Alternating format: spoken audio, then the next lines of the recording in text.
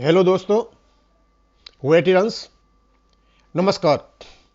OROP2 के years की payment की तैयारियां हो रही हैं और बार बार लेटर लिखने के बावजूद, इतनी विसंगतियां गिनाने के बावजूद अभी तक भारत सरकार के जूं तक नहीं रेंगी है। कहीं से कोई ऐसा आश्वासन नहीं आ रहा है कि OROP2 को 7/11/2015 के नोटिफिकेशन के अनुसार ही इसको लागू किया जाएगा। हम बार बार कह रहे हैं कि ये टेबल नंबर 7 किसी भी हालत में OROP नोटिफिकेशन का पालन नहीं करती। यानी कहने का मतलब यह है कि ये किसी भी हालत में मिनिमम और मैक्सिमम का एवरेज नहीं है। ये मनमानी से बनाई हुई फिगर हैं और इन्हें हमारे ऊपर थोपा जा रहा है। हम बार बार कह रहे हैं, हम फिगर्स दे रहे हैं कि बार बार जो ये बातें आ रही हैं, ये केवल और केवल एक मनमानी तरीके से पेश किया जा रहा है। हमारे ही कुछ सैनिक ये कह रहे हैं कि अभी ज्यादा आवाज नहीं उठाएं, कोर्टों में नहीं जाएं, क्योंकि हमारा एरिया अटक जाएगा। इसका मतलब यह हुआ कि आप OROP2 को गलत तरीके से लेना चाहते हो, क्योंकि आप भी स्वार्थी हो।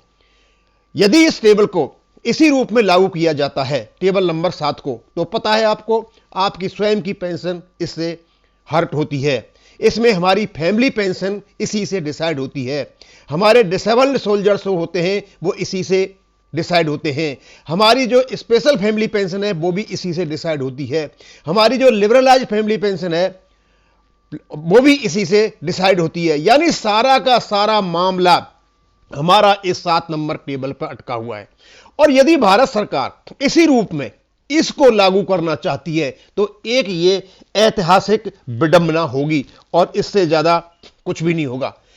अब हम 2 चार्ट हमने लगा रखे हैं। हम भारत सरकार से ही पूछना चाहते हैं कि हमें बता दीजिए, आप कहते हो ये 2018 में मिनिमम और मैक्सिमम का एवरेज है, तो मैंने ये मेजर का लगा रखा है। पहले भी मैंने बताया था कि इनकी कांस्टेंट ग्रोथ है 21.5 साल के बाद, 22 साल के बाद 21.5 में 16.83% की है।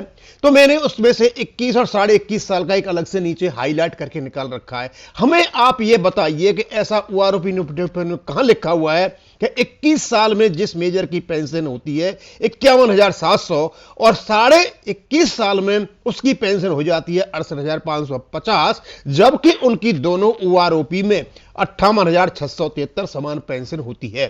समझ से परे है। इतना ही काफी है आपको ये बताने के लिए कि ये किसी भी हालत में OROP की पालना नहीं करता है। ये OROP का सीधी सीधी अवहेलना है। और दूसरा हम बता देते हैं, हमने नायब सुधार एक्ट का ले रखा है। यह सभी पर लागू होता है 7 और 8वीं टेबल से।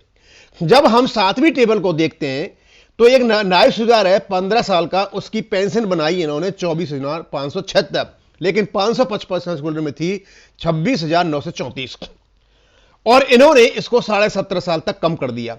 अब इसी को हम दूसरे रूप में देखते हैं टेबल नंबर 8 में। टेबल नंबर 8 ये उन सैनिकों की है, उन पेंशनर्स की है जिसको 6200 का एक्स पे मिला हुआ है। यानी इनको 3600 का मिला है, उनको 6200 का मिला हुआ है। इसका मतलब दोनों में फर्क है 2600 का। उनकी पेंशन में 1300 का फर्क आना चाहिए। यदि हम 666 सर्कुलर की जो 8 नंबर टेबल है उसमें से हम 1300 घटा देते हैं तो ऑटोमेटिक हमें जो 666 का एवरेज है 15 साल के नायब सर का मिल जाता है। अब ये तो बताते हैं यहां पर 666 में 24,576, लेकिन 666 में जो 15 साल के नायब सर का 62 वाले की पेंशन दे रखी है वो है 27,408। 27,408 में से यदि हम 1300 घटा देते हैं तो पेंशन बनती है 26,108। फिर इनसे यह पूछा जाए कि ये 26,108 जो आप खुद ही बता रहे हो अपने टेबल में, तो इसका 666 में 24,576 कैसे बन गया? हम आगे नहीं ले भी जाएं तो केवल 2 ही चीज काफी है। एक जो मेजर को बताया है मैंने कि 21 से जैसे ही आप 21.5 में जाते हो तो उनको 17,000 का कैसे फायदा हो जाता है। और दूसरा जो हमारा नायब सूबेदार है जिसकी पेंशन आप ही बता रहे हो कि उसकी पेंशन का जो एवरेज है 26,108 है, तो फिर यह 24,576 कैसे हो गई? और मैंने एक्स नायब सूबेदार का निकाला, यह सब पर लागू होता है, सिपाही से लेकर के और सूबेदार मेजर तक लागू होता है हमारा जो एक्स का है 7 और 8 टेबल। तो ये इसमें क्लियर आ रहा है कि ये बनाते हैं 15 साल में 666 में एक नायब सूबेदार की पेंशन बनाते हैं ये 24,576 और ये 8वें नंबर टेबल से इनका एवरेज निकल के आता है 26,108। 15.5 साल में ये बनाते हैं 24,950 और निकल करके आता है 26,525। 16 साल में बनाते हैं ये 26,325 और यहां निकल करके आता है 26,525। 16.5 साल में बनाते हैं 26,325 और यहां निकल के आता है 26,525। इस प्रकार हमने सारी की सारी वो दे रखे इनके, इस प्रकार हमने सारा का सारा इनका यहां पर दे रखा है।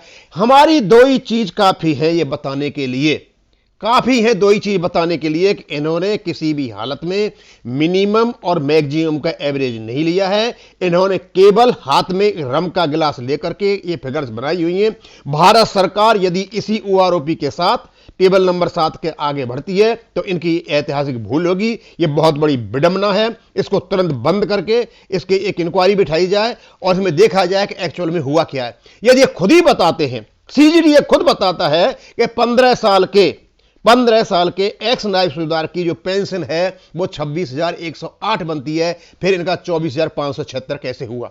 और आगे यदि आप चलोगे तो इनकी फिगर जो है 23 साल में, 24 साल में, 26 साल में ये खुद बता रहे हैं कि पेंशन कितनी बनती है। इनकी 23 साल से इनकी बनती है 27,875, लेकिन इनके ही सर्कुलर के अनुसार बनती है 29,425। उसके 24 साल में भी ये सारा का सारा फर्क, यदि इस फर्क को ये ठीक करते हैं, टेबल नंबर 8 को लागू करते हैं, तो इनकी बहुत बड़ी समस्या तो एक्स नायब सूबेदार की और एक्स ग्रुप की यहां पर निकल जाएगी, जो इनकी बहुत ज्यादा लेने का देना पड़ा हुआ। और ये करना तो पड़ेगा इनको, क्योंकि ऐसा कहीं भी नहीं लिखा हुआ है कि जो 62 का ग्रुप है वो केवल 2016 के बाद वालों के लिए होगा। और यदि बाद वालों के लिए ही नहीं है तो फिर तो 2.81 और 2.67 भी ऑफिसर्स के लिए नहीं है। और एक बात साफ तौर पर निकल करके आ रही है, जब लेफ्टिनेंट कर्नल से लेकर के और लेफ्टिनेंट जनरल तक का उनकी वृद्धि जब देखी जाती है 8.91, इसका मतलब यह हुआ हर साल का 3% जुड़ते जाइए। 9% की वृद्धि हर एक की वृद्धि में ओआरओपी 1 पे होनी चाहिए। और यहां मेजर्स को जो 12% की वृद्धि दे रखी है यह गलत दे रखी है। और 21.5 साल के मेजर को यदि तुमने 17 साल एकदम दिया है तो यह ओआरओपी में नहीं हो सकता। इससे अलग आप कितना ही दीजिए कोई ऑब्जेक्शन नहीं है, लेकिन ओआरओपी में यह नहीं हो सकता, क्योंकि मिनिमम और मैक्सिमम का जो एवरेज है वो ओआरओपी में नहीं आ सकता। अब हम ये बताना चाहेंगे कि ये एक अलग हटके बताया। कल हम एक्स ग्रुप का जो एरियर्स है और उसका जो पेंशन का डिफरेंस है वो डालेंगे, और सभी का डालेंगे, किसी का नहीं छोड़ेंगे, सबका डालेंगे। उसके बाद हमारा जो ऑनरेडी सिपाही है, ऑनरेडी नायक है, उनका डालेंगे दोनों ग्रुपों का। उसके बाद हम नायक का डालेंगे, उसके बाद ऑनरेडी नायक का डालेंगे, और डालते डालते हम सबका डालेंगे। और जितनी भी चीजें हमारे दिमाग में आएंगी हम यहां डालेंगे। लेकिन हम फिर भारत सरकार से अनुरोध करते हैं, टेबल नंबर 7 कई क्वार्टर से ये बार बार बताया जा रहा है कि ये बिल्कुल गलत है। और ये अकेली टेबल नंबर 7 पेंशनर्स को नहीं, ये पूरे के पूरे जेसीओज की फैमिलीज को, उनकी डिसेबिलिटी पेंशन को, उनकी लेबलाइज फैमिली पेंशन को, उनकी स्पेशल फैमिली पेंशन को, और पता नहीं कहां कहां असर डालती है। इसलिए तुरंत इसको एक बंद करके इसकी इंक्वायरी की जाए कि कहां गलती हुई है। हम बार बार बताते रहेंगे कि टेबल नंबर 7 किसी भी हालत में 7/11/2015 के नोटिफिकेशन का पालन नहीं करती है, क्योंकि यही विरोधाभासी हैं। टेबल नंबर 7 और टेबल नंबर 8 में यदि एक्स के ग्रुप की जो तुलना की जाती है और 8 में से 1300 रुपए निकाल करके और उस पर्टिकुलर रैंक की पेंशन निकाली जाती है तो पेंशन ज्यादा होती है और इधर पेंशन कम होती है। ऐसा लगता है इन लोगों ने ये जेड ग्रुप की कोई पेंशन निकाल करके लाए हैं और उसको ला करके एक ग्रुप को दे रहे हैं। अब मैं यहीं इसको खत्म करूंगा। थैंक यू, धन्यवाद।